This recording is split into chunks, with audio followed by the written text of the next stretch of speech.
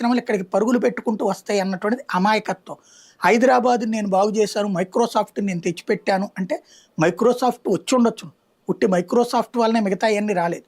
హైదరాబాద్ అనేది ఒక పెద్ద నగరం కాబట్టి అక్కడికి రావడానికి ఒప్పుకుంది. ఆ విషయంలో ఒప్పుకోవాలి. ఇప్పుడు గూగుల్ విశాఖ రావడానికి ఒప్పుకుంది కానీ అమరావతి రావడానికి ఒప్పుకోలేదే. కాగ్నిజెంట్ విశాఖ రావడానికి ఒప్పుకుంది కానీ అమరావతి రావడానికి ఒప్పుకోలేదే. టీసీఎస్ వైజాగ్ రావడానికి ఒప్పుకుంది కానీ అమరావతి కావడానికి ఒప్పుకోలేదే. కాబట్టి మనం నా వలనే నేనే అనేటటువంటి మాట నుంచి వదిలేసి నగరము సదుపాయము దాని ఆధారంగానే ఉంటాయి, అది మనం ప్రోత్సహిస్తున్నాం అన్నటువంటి విషయం గుర్తు పెట్టుకోవాల్సినటువంటి అంశం ఈ రోజున. అమరావతి గ్రోత్ అన్నటువంటిది నేను గతంలో కూడా చెప్తూ వచ్చా. 50 నుంచి 70 ఏళ్లకి మంగళగిర, గుంటూర, విజయవాడ అన్న స్థాయికి వెళ్తుంది. ఆ తర్వాతకి ఎన్నేళ్లకి హైదరాబాద్ వెళ్తుందో చెప్పలేము.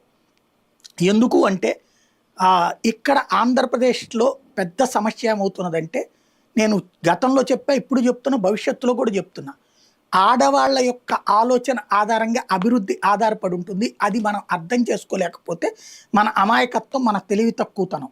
మనం ఇప్పుడు ఆంధ్రప్రదేశ్లో ఉన్న ఏ ఆడపిల్ల అయినా సరే పెళ్లి చేసుకోవాలి అనుకుంటే ఎక్కడోళ్ళు కావాలని కోరుకుంటుంది?